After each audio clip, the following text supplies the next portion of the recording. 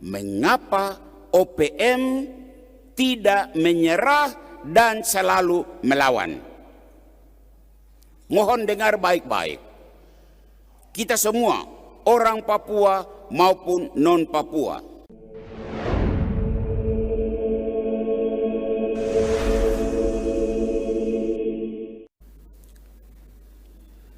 kami telah melihat bintangnya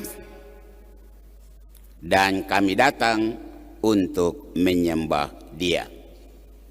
Bapak-bapak, ibu-ibu, saudara-saudari, dan anak-anak umat yang Tuhan kasihi, juga siapapun Anda, secara khusus umat OAP yang mengikuti misa ini. Setiap tahun Gereja Katolik sedunia merayakan pesta Epifani, itu penampakan Tuhan yang kita kenal dengan istilah pesta Tiga Raja. Hari ini saya selaku pastor kepala dan pastor Rinto mau mengajak seluruh umat paroki untuk menjawab pertanyaan ini. Apa spiritualitas Tiga Raja? Apa spiritualitas Tiga Raja? Saya menjawab, spiritualitas Tiga Raja adalah spiritualitas mencari. Mencari apa? Mencari jawaban atas tanda-tanda alam yang menimbulkan tanda tanya. Mencari apa? Mencari jawaban atas pertanyaan kehidupan yang kadang membingungkan masyarakat. Hari ini dalam Injil Alkitab berkata, Tiga Raja itu melihat tanda asing, tanda aneh di langit. Ada sebuah bintang baru yang muncul. Bintang itu penuh dengan syarat makna, syarat pesan. Dan pesan itu tersirat dalam kalimat ini. Di mana raja yang baru itu dilahirkan, kami telah melihat bintangnya dan kami datang untuk menyembah Dia. Matius 2:2-3. Juga hari ini umat paroki Katedral Tiga Raja merayakan hari ulang tahun imamat dua pastor yang bekerja di paroki ini. Satunya pastor yang sudah tua, 70 tahun menuju 71, dan sudah 42 tahun menjadi imam, dan khusus di Tiga Raja sudah 22 tahun bekerja. Sedangkan yang lainnya, Pastor Rinto masih terhitung muda, 43 tahun. 11 tahun menjadi imam dan kurang lebih 2 tahun lebih berkarya di paroki ini. Kami berdua saat ini sedang berjuang, sedang berusaha mendampingi umat dalam semangat spiritualitas Tiga Raja.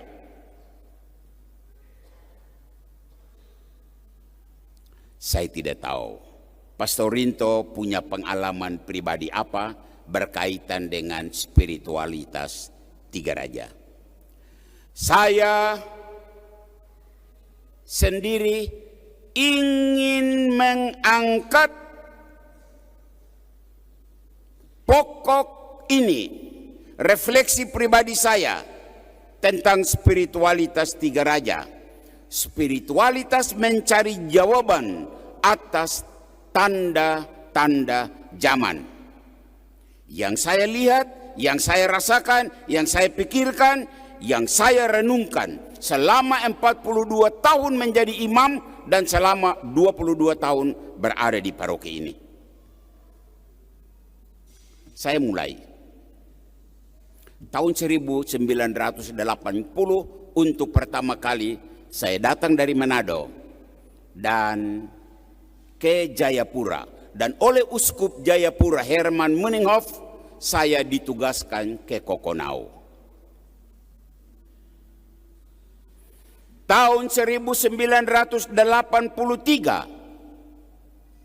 saya ditabiskan menjadi imam di Kokonau setelah 2 tahun sebelumnya menyelesaikan tuntutan akademik di STTK untuk bisa ditabiskan tahun 1982 dan awal 1983. Nah, saat sudah menjadi imam dari Keuskupan Jayapura, saya selalu terganggu dengan pemikiran ini. Dengar baik-baik. Mengapa ada orang Papua, bahkan sebagian besar orang Papua ingin merdeka, memisahkan diri dari Negara Kesatuan Republik Indonesia? Saya terganggu dengan pemikiran ini. Dan ini tanda alam di Papua. Tanda alam yang menimbulkan pertanyaan, dan pertanyaan itu harus dijawab.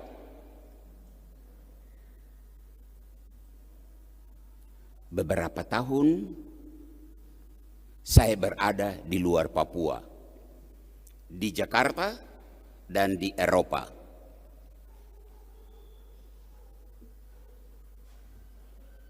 Dan sesudah sekian lama saya kembali, 22 tahun lalu saya kembali dan ditempatkan di Timika, di paroki Katedral Tiga Raja.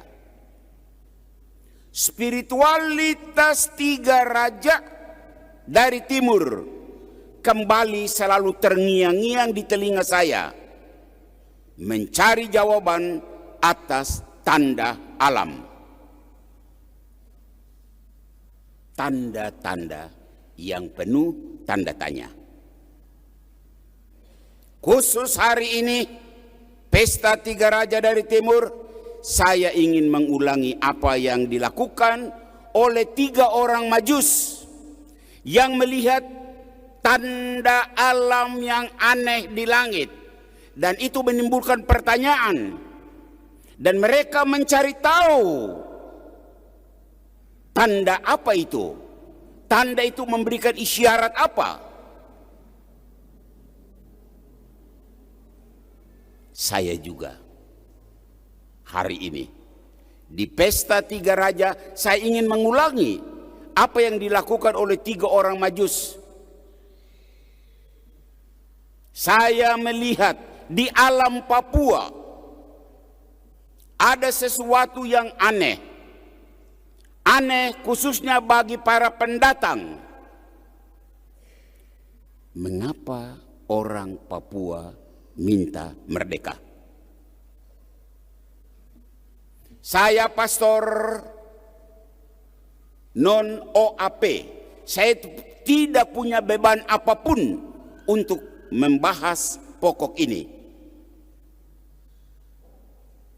Saya menemukan fakta, dan fakta itu begitu terang benderang. Selama 22 tahun saya berada di paroki ini, dan selama 42 tahun menjadi imam di tanah Papua ini. Fakta apa? Ini dia. OPM melawan, OPM beraksi, OPM menembak. Ini tanda apakah? Mengapa begitu? Dan sesuai dengan spiritualitas Tiga Raja, saya ingin cari tahu mengapa OPM bersikap seperti itu. Nah, dari pelbagai data saya menemukan jawabannya. Dan data itu saya ambil dari 4 sumber. Yang pertama,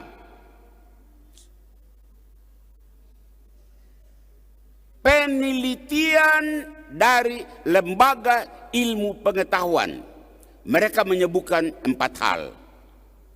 Yang kedua, Memoria Passionis dari Komisi Justice and Peace Keuskupan Jayapura. Waktu itu Bruder Theo. Yang ketiga, ada pemikiran dari seorang pakar ilmu sosial politik bernama Richard Tofil. Dan yang keempat, pengalaman pribadi bertemu dengan orang-orang Papua. Hasil pembicaraan ini yang saya rangkum dalam menjawab pertanyaan mengapa OPM tidak menyerah dan selalu melawan. Mohon dengar baik-baik. Kita semua, orang Papua maupun non-Papua. Dan saya berharap negara juga mendengar ini. Tidak tersinggung dan tidak marah. Karena ini fakta. Fakta dari pertanyaan mengapa OPM selalu ribut.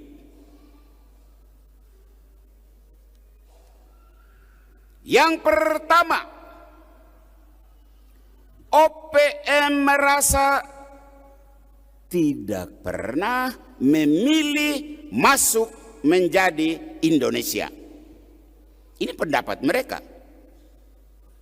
Menurut mereka penentuan pendapat rakyat yang pernah dilakukan itu penipuan sejarah.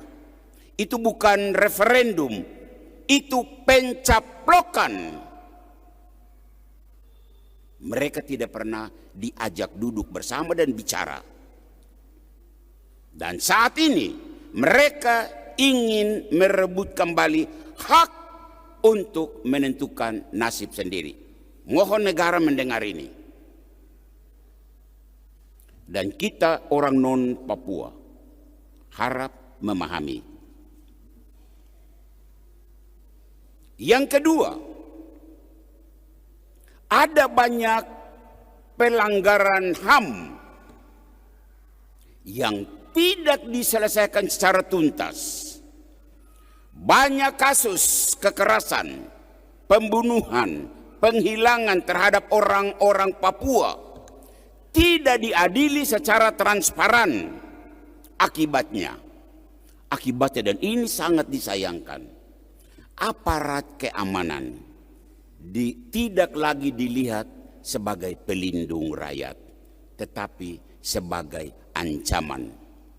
Mohon negara memperhatikan hal ini untuk tidak mengorbankan aparat yang juga menjadi korban di hutan-hutan sana.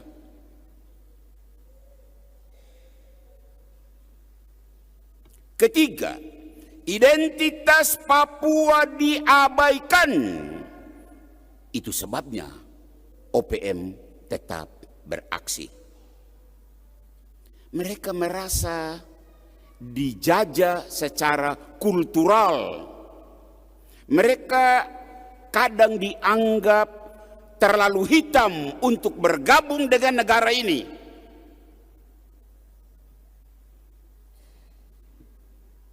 Mengucapkan kalimat ini saya sedih.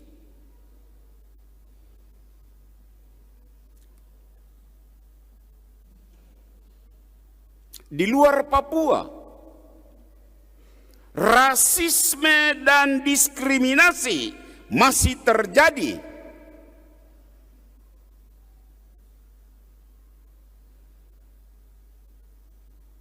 Pernah mereka disebut monyet. Itu sangat menyedihkan. Mohon negara memahami mengapa orang Papua ingin berpisah. Karena ini salah satunya.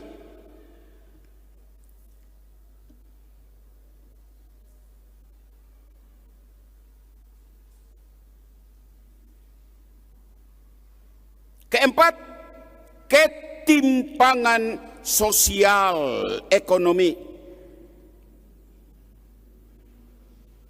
Ketimpangan itu begitu menusuk kalbu di pedalaman Papua, di postingan-postingan.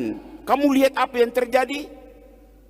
Mama-mama Papua kumpul sayur dan buah, mereka pergi ke pos tentara dan mereka menukar dengan beras. Sementara saat yang sama negara ini mengirimkan beras bertonton ke Palestina. Itu sakit. Sakit.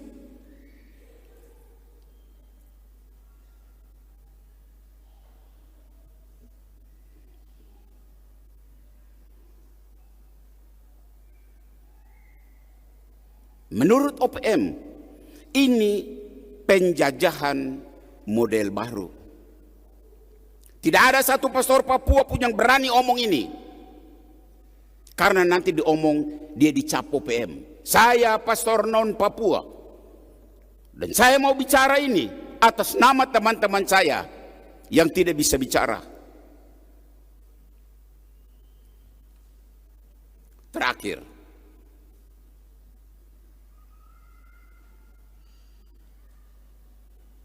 perjuangan OPM dan orang-orang Papua yang ingin memisahkan diri dari republik ini bukan sekedar aksi politik, tetapi masalah martabat. Martabat manusia Papua. Menjadi merdeka itu bukan soal bintang kejora, bukan, tetapi soal harkat dan martabat.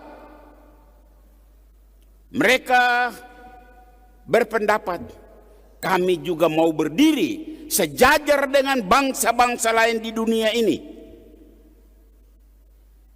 dan tidak mau tetap dianggap sebagai daerah tertinggal yang tetap disuplai dari pusat.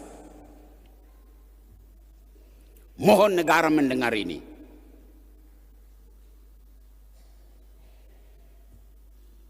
Kesimpulan, OPM tidak menyerah dan akan tetap berjuang karena mereka belum merasa dihormati.